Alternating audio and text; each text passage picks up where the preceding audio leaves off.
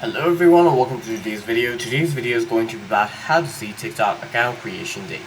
TikTok does not provide a direct join on button for profiles. However, you can easily find your account creation date by checking your watch history or by checking your first posted. For that, simply head over to TikTok on your device and then you can head over to your profile at the bottom right of your screen and then you can tap on the three lines at the top right of your screen. Once you're here, simply tap on settings and privacy.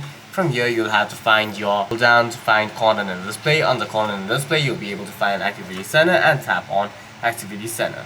Once you're here, simply tap on watch history, tap on filter by date, and then select a date range from here, in which case you can select the first date range and then hit confirm. From here, you can approximately find when you created your TikTok account. The other method that you can try and do is check your first posted video. If you had posted your first video after you just opened your TikTok account, you can roughly estimate how long ago you opened your TikTok account. If those two methods are not okay enough for you, you can use third-party tools, but we do not recommend it. For any further questions, please feel free to leave a comment down below.